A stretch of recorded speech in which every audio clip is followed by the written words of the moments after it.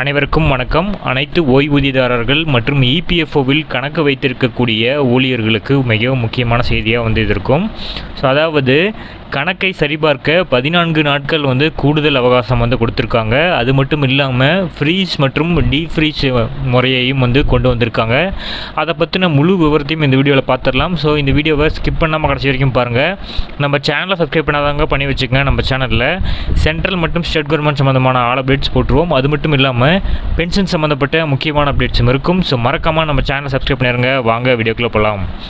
First of all பார்த்தீங்கன்னா இபிஎஃப்ஓவில் கணக்கு வைத்திருக்கக்கூடிய நபர்களுக்கு, அதாவது பணியாளர் வருங்கால வைப்பு நிதி அமைப்பான இபிஎஃப்ஓவின் மூலம் நிர்ணயிக்கப்படும் வருங்கால வைப்பு நிதி பணி ஓய்வுக்கு பிறகான முக்கியமான நிதி ஆதாரமாக இது பார்க்கப்படுகிறது.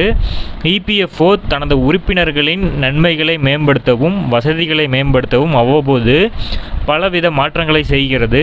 இபிஎஃப் உறுப்பினர்கள் இவற்றை பற்றிய புதுப்பித்தலை அறிந்து வைத்திருப்பது மிகவும் அவசியமாக கருதப்படுகிறது. சமீபத்தில் இபிஎஃப்ஓ அதன் அனைத்து சந்தாதாரர்களுக்கும் ஒரு நிலையான இயக்க நடைமுறையை, அதாவது எஸ்ஓபியை தயாரித்துள்ளது. இந்த ஓஎஸ்ஓபி யுஏஎன்ஐ முடக்கவும் முடக்கத்தை நீக்கவும், அதாவது ஃப்ரீஸ் மற்றும் டீஃப்ரீஸ் செய்ய உருவாக்கப்பட்டுள்ளது. இது தொடர்பாக இபிஎஃப்ஓ ஒரு சுற்றறிக்கையை வெளியிட்டிருக்காங்க. ஸோ அதன் பிரகாரம் சந்தாதாரர்கள் அல்லது அறக்கட்டளைகள் கணக்கை சரிபார்க்க 14 நாட்கள் கூடுதல் நேரம் கிடைக்கும் என இபிஎஃப்ஓ வழங்கிய எஸ்ஓபியில் தெரிவிக்கப்பட்டுள்ளது. புதிதாக உருவாக்கப்பட்டுள்ள எஸ்ஓபியின் கீழ் போலி பரிவர்த்தனைகள் அல்லது மோசடி நடக்கக்கூடிய சாத்தியக்கூறுகள் உள்ள இபிஎஃப் கணக்குகளில் சரிபார்ப்பு செயல்முறை மேற்கொள்ளப்படும். இந்த செயல்பாட்டின் கீழ் அக்கவுண்ட் எம்ஐடி, யுஏஎன் மற்றும் நிறுவனங்களுக்கான சரிபார்ப்பின் பல வழிகள் உள்ளன. இந்த சரிபார்ப்பின் மூலம் இபிஎஃப் கணக்கில் உள்ள தொகை பாதுகாப்பானதா இல்லையா என்பதை உறுதி செய்யப்படும். இது பாதுகாப்பு செயல்முறையை மேலும் உறுதிப்படுத்தும் வகையில் அமைக்கப்பட்டுள்ளதாக நிபுணர்கள் கூறியிருக்காங்க. இப்போது சந்தாதாரர்களும் அறக்கட்டளைகளும் கணக்கு சரிபார்ப்பிற்கு 30 நாட்களிலிருந்து 15 நாட்கள் கூடுதலாக பெறுவார்கள் என இபிஎஃப்ஓ வழங்கியுள்ள தகவலில் தெரிவிக்கப்பட்டிருக்கு. அதாவது முன்பு 30 நாட்கள் சரிபார்க்கவும் வழங்கப்பட்ட நிலையில் தற்போது 15 நாட்கள் இந்த அவகாசம் 14 நாட்களாக நீட்டிக்கப்பட்டிருக்கு.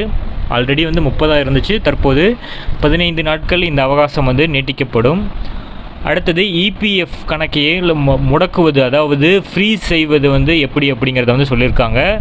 இபிஎஃப் கணக்குகளை ஃப்ரீஸ் செய்வது, அந்த கணக்கு வகைகளை செயலிழக்க செய்வது என இபிஎஃப்ஓ தெரிவிச்சிருக்காங்க. ஃப்ரீஸுங்கிறது அந்த கணக்கோட செயலையே நீங்கள் முடக்கிறதுக்கு சமம் அப்படிங்கிறது தான். எளிமையான வார்த்தையில் கூறணும் அப்படின்னு நம்ம பார்த்தோம்னா, இந்த செயல்முறை இபிஎஃப் கணக்கில் சில வசதிகளை செயலிழக்க செய்யும்.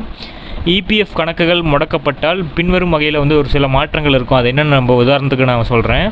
ஒருங்கிணைந்த போர்ட்டலில் லாகின் செய்வது, அதுக்கப்புறம் புதிய யுஏஎன் உருவாக்கம், உறுப்பினரோட சுய விவரம் மற்றும் பணி வழங்குனரோட டிஎஸ்பி ஆகியவற்றில் எந்த மாற்றமும் செய்ய முடியாது. அடுத்தது இந்த கிளைம் தீர்ப்புகள், நிதி